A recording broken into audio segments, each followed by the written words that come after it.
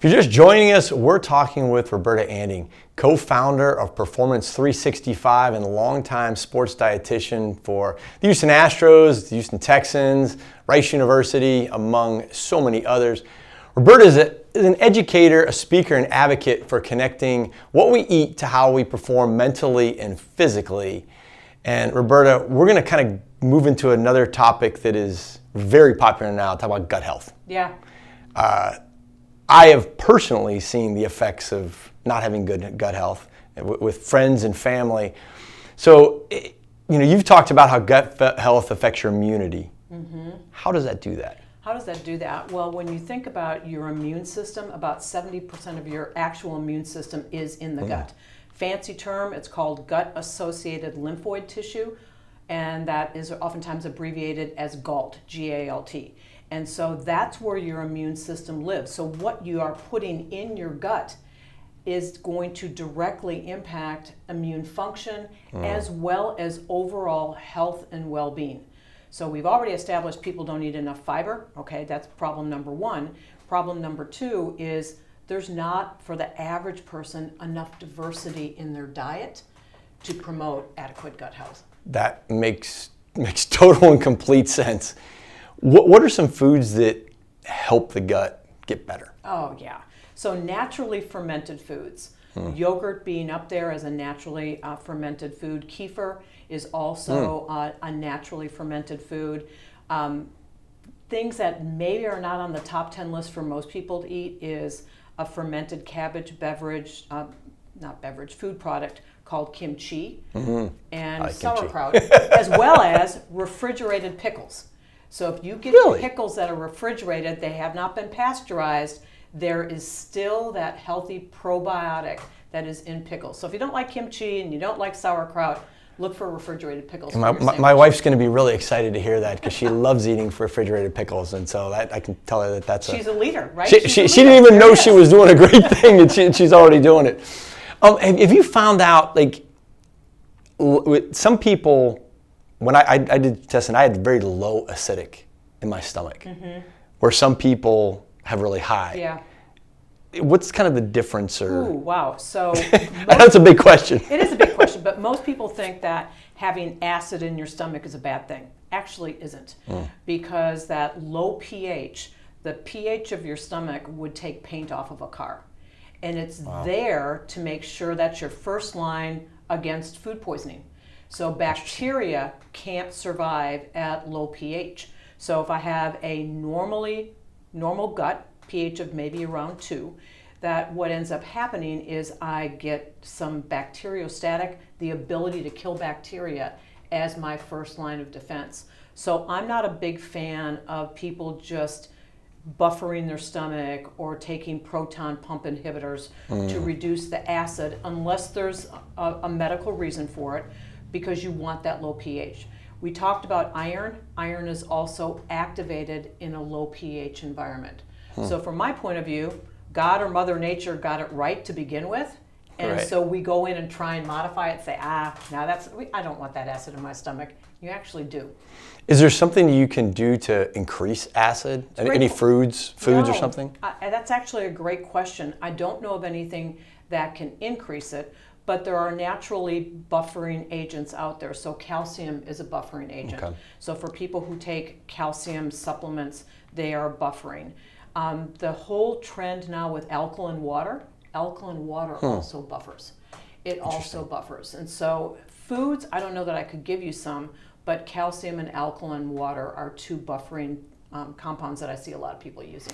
I heard some research on gut health and mental health. Yeah, it's a big deal. It's a topic that's starting to become more and more prevalent. Yes, and again, our standard American diet, oftentimes referred to as SAD, our standard American diet lacks fiber. It's sad. That's a guy. You just said that. It kind of had to take me a second to process. Sad. That is, it's true. It is. It's so we true. We eat a lot of ultra-processed foods, no fiber, no naturally occurring antioxidants. So we're not giving our gut bacteria the proper fuel for it to do its job. So if you think back on just dietary strategies like the Mediterranean diet, where there's a lot of different variety, a lot of different produce on the plate, those are all things that are going to give you the right complement of bacteria. And there have been studies on the Mediterranean diet that the Mediterranean diet, properly executed, can help to reduce depressive symptoms. Wow. So we do know that nice gut-brain connection. So when I see someone who is struggling with their mental health, yes, they need to go see a physician. Yes, they need to go see mental health providers, 100%. But I also want to make sure that their overall diet is supportive of that natural gut microbiome. When you're looking for food in a store, I heard this, I don't know who told me this, but they said anything around the perimeter is pretty good for you. A lot in the middle, because you mentioned highly processed foods. As soon as you get in that middle part, it can kind of get a little wonky, dicey. A little wonky. But there are things in the interior of the store like brown rice and beans that I would say deserve a seat at your table, because these are both high fiber foods. Great, beans actually are a great source of antioxidants. So we've got a lot of different things in there, but to me the better way of looking at it is if you look at a list of ingredients and you think, I don't know what that word means. I don't know what a maltodextrin is. I don't know what this is. A glucose syrup. I don't have glucose syrup in my pantry. Right. So if you don't recognize the ingredients or you don't have it in your kitchen, chances are it's going to fall into that processed food category.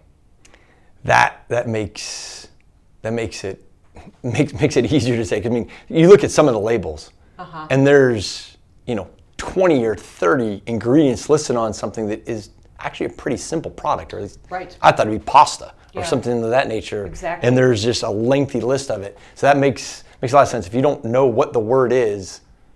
Yeah, and some people don't know what the vitamins, how to pronounce vitamins, and that's been on the national stage. They don't know how to pronounce vitamin names. But if it's a food ingredient, then it's like, if I don't have that at my house, if I don't have a modified cornstarch product in my house, then the question is, does that warrant a seat at the table? I think the other concern, though, is what do you do if you're really poor? What do you do if you're really poor and you don't have a grocery store close by? This is where I think visiting with a registered dietitian that can help you be a little bit better than you were before. Maybe not to the pinnacle of a professional athlete, but a little bit better than you were before. I think that's an important consideration, because we don't want to food shame people. We don't want to say you should never eat this. That generally doesn't go well. But I think making sure that at least you have a vegetable and a fruit at most meals is just a simple way of promoting optimum health. That's what I was going to ask. I mean, I've heard have a rainbow, have a very colorful plate. There's a lot of times I go eat some meals, especially in the state of Texas, where there's not a whole lot of color in it. It's very. What's the color though, right? Yeah, I guess it's a lot of browns. A lot of browns. But so when you start thinking about gut health, and we talked about supplements. Are there supplements that can help out with gut health? Yeah, there are supplements, and again, I work with some real probiotic experts at Baylor College of Medicine. And I always ask them, do you take probiotics? And the answer I generally get is no, is that I'd rather get my probiotics from real food. However, if, say, for example, for a medical reason, you're on antibiotics for a long time, I do recommend people take probiotics. Take your antibiotics, and then about 4 hours later, take a really good mixed probiotic. And there's some great research from this guy by the name of Neil Walsh from the UK that talks about probiotics are probably one of the most beneficial supplements for athletes to take in the season with immunosuppression. So should you be taking a probiotic? And to me, the answer is, if it isn't going to hurt you, probably not a bad idea, but there may be some real efficacy behind taking a mixed strain probiotic. So there's probiotics and prebiotics. What's the difference between those two? Great question. So prebiotics are the food for the bacteria. So you'll see unusual things like honey and Jerusalem artichokes and seaweed as all being these prebiotics. It's like, well, this is kind of weird. What are they? They're actually food for the good guys. They're food for the good guys. And so if you're eating a SAD diet and taking a probiotic, I'd say clean up your house first and get some fruits and vegetables in there before I would just supplement with a probiotic. It's not a magic bullet. You mentioned honey, and that kind of triggered in my mind to ask you this. I've heard, for people that have allergies and so forth, taking local honey, not necessarily just a national brand of honey, but something that's local. What are your thoughts on that? The reason I like honey a little bit better than table sugar, and I'm not anti-sugar because sometimes athletes need sugar, and I call it sugar with a purpose. Is there a purpose behind your chocolate milk? Why is it chocolate milk versus white milk as a recovery drink? Sugar with a purpose. But local honey is probably a better option for you, again, depending on your environment and your allergy status. The other thing that I think deserves some conversation is most honey is lower in fructose than table sugar. So if I'm looking at lower fructose sugars, it's going to be honey and maple syrup.